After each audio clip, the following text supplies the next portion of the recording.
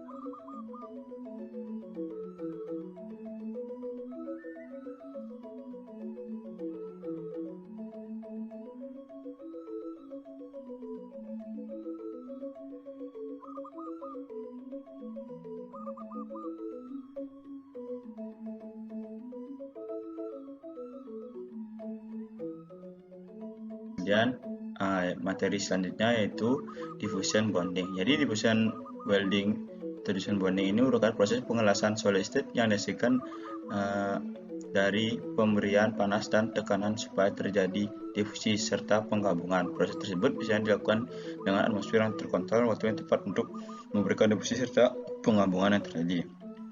Temperatur yang digunakan sebaiknya di bawah titik cair dari logam benda kerja, dan deformasi plastis yang terjadi pada permukaan benda kerja sebaiknya minimal. Mekanisme penggabungan pada diffusion welding terjadi dalam bentuk padat, di mana atom berpindah dari dan saling menyeberang di antara dua permukaan benda kerja yang saling kontak. Pengelasan ini terkadang menggunakan lapisan bahan tambahan yang diletakkan di antara dua benda kerja yang akan disambung seperti roti isi. Jadi ini merupakan material yang akan dilas. Kemudian yang disebut benda tambahan atau material pelapis tambahan diletakkan di antara kedua benda tersebut. Jadi ini material tambahan, strut. Kemudian ini nanti akan terkena force atau gaya dari tekanan dan akan dipanaskan sehingga terjadi penyatuan dari benda kerja. Ini merupakan contoh dari diffusion welding.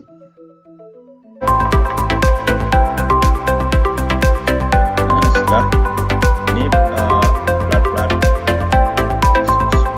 dan akan dipanaskan karena plat tadi setelah dipanaskan akan saling menyatu satu sama lain, berbeda karena akibat panas.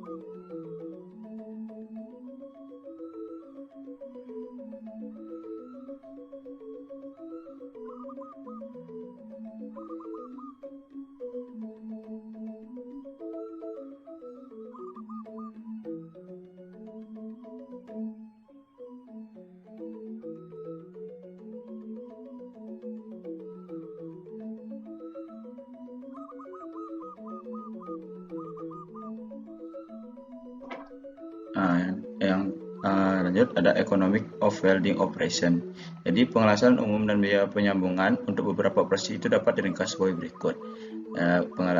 Pengelasan tingkat tinggi itu merupakan bracing dan pengencangan atau seperti baut dan mur karena memerlukan operasi pembuatan lubang dan biaya pengencangan.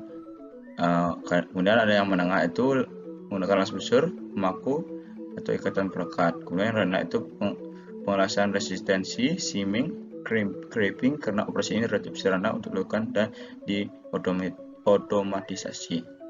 Kemudian ada biaya peralatan untuk pengelasan dapat diringkas sebagai berikut. Ini merupakan kondisional saja, beda-beda setiap negara karena di buku dijelaskan dengan mata uang dolar. Jadi tinggi itu pengelasan dengan biaya tinggi itu 100.000 hingga 200.000 dolar, yang termasuk itu pengelasan sinar elektron dan sinar laser. Menengah itu 5.000 hingga 50.000 itu yang merupakan titik busur terendam, busur logam, gas tungsten, arc, full court arc, elektrogas, elektrolux, plasma, dan ultrasonik. Jadi yang terakhir yang paling rendah itu las busur logam merupakan berpelindung merupakan yang paling rendah sekitar 500 dolar. Biaya tenaga kerja dalam pengelasan umumnya lebih tinggi daripada operasi pengelasan karena keterampilan tenaga kerja itu berbeda-beda dan rentang waktu pengelasan juga berbeda-beda. Kemudian dari materi selanjutnya itu tentang bracing dan soldering. Jadi di sebagian besar penyambungan yang dijelaskan dalam bab-bab sebelumnya, permukaan penyambungan kemudian dipanaskan sampai suhu tinggi. Tapi bagaimana jika kita menggabungkan bahan yang tidak tahan suhu tinggi seperti komponen elektronik? Dalam bab ini pernah menjelaskan dua proses penyambungan, yaitu mematri dan menyolder atau disebut bracing, yang membutuhkan suhu yang lebih rendah daripada yang digunakan untuk pengelasan busi. Logam pengisi ditempatkan di dalam atau disuplai ke sambungan dan dilebur oleh sumber panas eksternal. Pada pemadatan sambungan yang kuat diperoleh. Bracing dan menyolder ini dibedakan oleh suhu untuk menyolder lebih rendah daripada suhu untuk melakukan bracing, dan kekuatan sambungan solder jauh lebih rendah. Kemudian masuk ke bracing. Bracing adalah proses penggabungan atau penyambungan yang menggunakan panas yang dihasilkan oleh pemanasan suhu yang sesuai di atas 430 derajat Celcius dengan menggunakan filler atau logam pengisi non besi yang memiliki titik di bawah base metal. Pematri ini bisa digunakan untuk benda logam yang membutuhkan sambungan seperti metode pengelasan. Prinsip bracing ini keberhasilannya tergantung pada celah yang relatif kecil dan permukaan bebas dari oksida serta kontaminasi lainnya. Jadi ini merupakan salah satu contoh dari bracing itu. Dalam proses bracing ini bisa membutuhkan bahan-bahan seperti filler atau logam pengisi dalam flux. Jadi ini merupakan plat yang ada celahnya. Kemudian bracing itu seperti las, ada bahan tambahannya berupa filler, bahan pengisi. Kemudian bahan pengisi ini akan dipanaskan sehingga bahan pengisi tersebut yang akan menutupi celah seperti ini. Flux ini adalah bahan tambahan saat proses bracing yang berfungsi untuk menghilangkan oksida. Setiap bentuk oksida pada permukaan logam akan menghambat aliran seragam logam patri. Maka dari itu penggunaan flux ini sangat diperlukan saat mematri atau bracing karena daerah sekitar dari diberi flux dapat menghilangkan oksida dan mencegah permukaan oksida selama mematri. Flux ini bisa berbentuk bubuk, cair, atau pasta. Ini merupakan beberapa bracing metode. Yang pertama teknik adalah French heating, di mana proses pemanasan untuk mematri part yang dapat dirakit dan diposisikan di atas nampan. Seperti gambaran seperti di samping. Kemudian ada proses inductor heating. Jadi panas oleh komponen induktor yang tidak bersentuhan langsung dengan bagian-bagian yang akan di-bracing. Proses menggunakan power supply yang mengubah arus normal dengan frekuensi 60 Hz menjadi frekuensi tinggi. dengan tegangan rendah. Ketika arus mengalir melalui komponen akan timbul medan magnet, dan saat komponen benda diinduktif ditempatkan di dalam medan magnet, maka gaya listrik akan terinduksi ke dalam bahan tersebut. Kemudian ada metode bracing torch heating. Torch heating ini banyak sekali digunakan, merupakan yang paling umum.